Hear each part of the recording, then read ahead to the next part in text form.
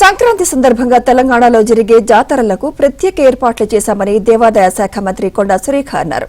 భక్తులకు ఎలాంటి ఇబ్బందులు కలగకుండా వసతులు కల్పించామన్నారు. మల్లన్న జాతరకు ఏర్పాటు చేస్తున్నామన్నారు. మేడారంలో కేబినెట్ నిర్వహిస్తున్నామంటోన్న మంత్రి కొండా సురేఖతో మా ప్రతినిధి నవీన్ ఫేస్ టు ఫేస్.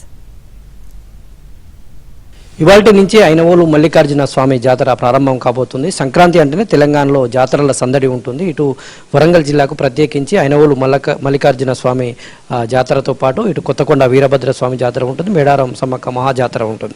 అయితే ఈ ఐనవోలు జాతరకు ఒక ప్రత్యేకత ఉంటుంది. ఇవాళ సంక్రాంతి నుంచి ప్రారంభమై ఉగాది వరకు కూడా ఈ జాతర కొనసాగుతుంది.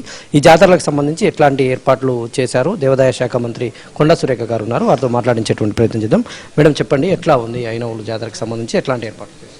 ఐనవోలు జాతర గురించి ఆల్రెడీ మేము రివ్యూ కూడా పెట్టడం జరిగిందండి. ఎందుకంటే మనకు ఈ జనవరి నుంచి స్టార్ట్ అవుతాయి, దాదాపు శివరాత్రి ఇవన్నీ ఏప్రిల్ వరకు కూడా ఏదో ఒక జాతర నడుస్తూనే ఉంటుంది తెలంగాణలో.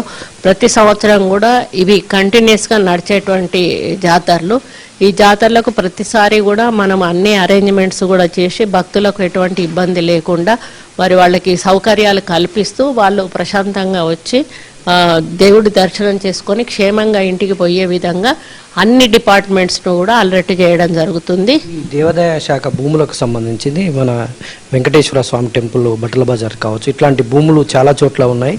వాటి రక్షణ కోసం దేవాదాయ శాఖ ఎలాంటి చర్యలు తీసుకుంటుంది? మేము అందరి డీసీలకు ఏసీలకు కూడా ఇన్స్ట్రక్షన్స్ ఇవ్వడం జరిగింది. టెంపుల్స్ వారీగా ఎక్కడెక్కడ ఏ టెంపుల్స్కి ఎంత ల్యాండ్ ఉన్నది అని చెప్పేసి మాకు మొత్తం ఇన్ఫర్మేషన్ కూడా ఇవ్వమని చెప్పాము. మేము ఇస్తూ వాటిని బౌండరీస్ ఫిక్సప్ చేసి పెట్టమని చెప్పాము. కొన్ని చోట్ల మాకు లిటిగేషన్స్ కూడా ఉన్నాయి, విత్ రెవెన్యూ తోటి ఉన్నాయి, విత్ ఫారెస్ట్ తోటి ఉన్నాయి. ఆ లిటిగేషన్స్ అన్నీ కూడా ఏమన్నా ఉంటే కోర్టులో ఉన్న వాటిని కోర్టులో పుష్ చేస్తున్నాము.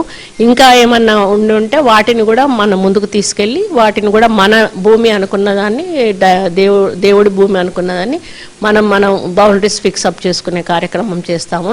తప్పకుండా ఆ రక్షణ అనేది మా బాధ్యత. ఎందుకనంటే ఇప్పటికే చాలా వరకు అన్యాక్రాంతం అయిపోయినాయి. ఇక ముందు ఒక గజం భూమి కూడా అన్యాక్రాంతం కావద్దనేదే మా యొక్క ఉద్దేశం. 2018 మేడారంలో కేబినెట్ సమావేశం నిర్ణయించాలని అనుకుంటున్నారు. ఎట్లాంటి ఏర్పాట్లు చేస్తున్నారు అక్కడ? ఇక్కడ ఇప్పటి వరకు చరిత్రలో ఎప్పుడు లేనటువంటి విధంగా మేడారానికి కేబినెట్ను తీసుకొస్తున్నారు.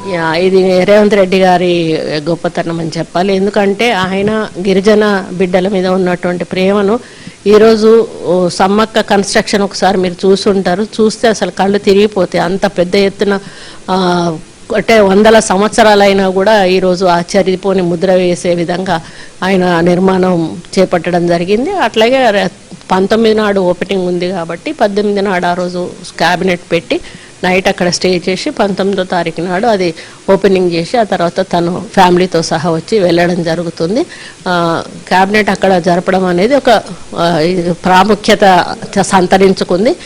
ఇది చరిత్రలో నిలిచిపోతుందని చెప్పగలను. దేవాదాయ శాఖకు సంబంధించినటువంటి భూములు ఏమాత్రం అన్యాక్రాంతం కాకుండా ప్రభుత్వం కాపాడబోతుందని ఆమె చెప్తున్నారు. వీడియో జర్నలిస్ట్ జగదీష్తో నవీన్, ఏబిఎన్ ఆంధ్ర.